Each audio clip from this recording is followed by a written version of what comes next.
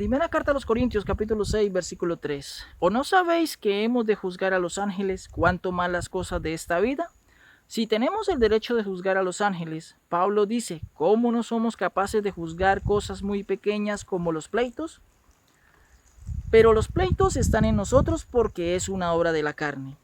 Hemos venido hablando acerca de los pleitos, y en esta ocasión hablaremos de la segunda parte y final de los pleitos. Pero vayamos a la primera carta a los Corintios, capítulo 6, versículo 7. Así que, por cierto, es ya una falta en vosotros que tengáis pleitos entre vosotros mismos. Porque no sufrís más bien el agravio, lo que dice el apóstol Pablo. ¿Por qué no sufrís más bien el ser defraudados? Y aquí está lo duro, lo difícil, el callar, el guardar y no decir nada. Para no entrar en pleitos con el otro, o por lo menos no responder o devolver de la misma manera el agravio por el cual has defraudado por la traición de su confianza. Mismo Jesús deja una respuesta de cómo debemos actuar al recibir un agravio, al ser defraudados por alguien. Mateo capítulo 5, versículo 39 dice, pero yo os digo, no resistáis al que es malo. Antes, a cualquiera que te hiera en la mejilla derecha, vuélvele también la otra. ¿Será que Jesús dijo de que si nos golpean la mejilla derecha también le coloquemos la izquierda para que nos la golpee? No, Señor. Jesús dijo, si alguien nos golpea en el agravio, el ser defraudados, en la mejilla derecha, yo debo colocar la mejilla izquierda, no para que me golpee ni devolviendo mal por mal. Es decir, devolverle el agravio o defraudarlo, y la respuesta es no, sino por el contrario, mostrándole el amor de Dios en mí con buenas obras, hechos de amor, de paz y de justicia, sin rencor, a pesar del agravio que recibí. De esta persona mi respuesta será apacible, y esta actitud expresiva, real, apacible, hará ver en esa persona su error, de su falta para conmigo, y puede ser que reflexione y cambie y saque esa obra de la carne que mora en sí mismo, la cual son los pleitos, litigios o careos.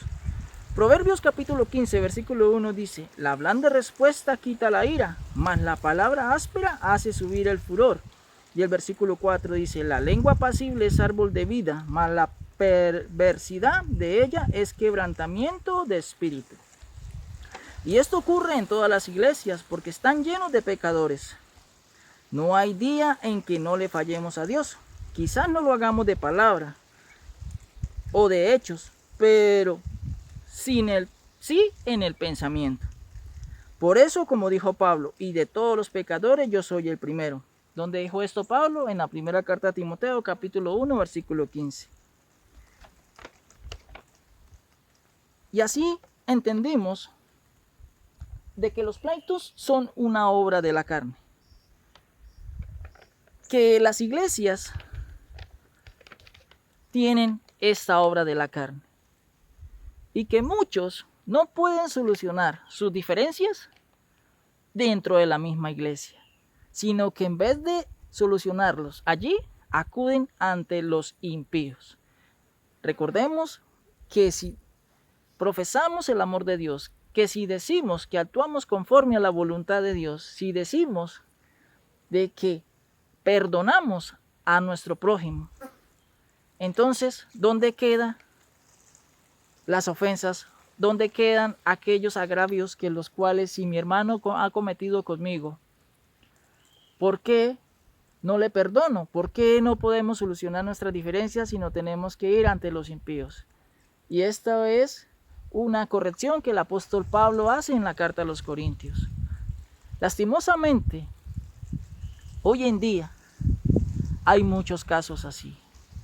Porque es que es muy raro y no es común de que un verdadero cristiano que tenga la voluntad de solucionar sus diferencias con otro, pero si el otro, aunque dice ser cristiano, no actúa como un cristiano, pues no podrán solucionar sus diferencias, porque la una parte va a estar en oposición y va a querer llegar o hacer demorar el pleito o la situación en la cual estén pasando. Y quien manifiesta ser cristiano, pues como obligado, por así decirlo, tiene que acudir ante los impíos, porque aquel hermano o hermana que no quiso solucionar sus diferencias con él dentro de la iglesia, pues fue y colocó una demanda. Entonces ya empieza el protocolo de la justicia o de la ley del hombre, que es tardía, que es demorada, que pasa tiempo, que hay que esperar una citación, una audiencia, un interrogatorio, y eso tarda tiempo. Y aquella persona que no quiso conciliar con el hermano dentro de la iglesia, ¿por qué? Porque lo uno ha cauterizado su conciencia, porque se ha alejado del camino de Dios, y porque por hacerle el mal y por perjudicarlo hace estas cosas. Pero ¿qué consejo o qué procedimiento debemos hacer los que verdaderamente profesamos el reino de Dios, su amor, su perdón y su justicia? Tener paciencia. No es fácil, es difícil, porque no es bonito oír o ver de que por ese supuesto hermano que entre comillas decía amar a Dios, que profesaba el amor de Dios, y por sus dichos, por sus hechos, manchen y calumnien nuestra reputación. Y a muchos nos ha pasado, a mí me ha pasado. Y por eso lo único que queda es seguir confiando en el Señor, en aquel Rey justo y bueno, porque a los hombres podrán engañar, pero Dios jamás podrá ser burlado.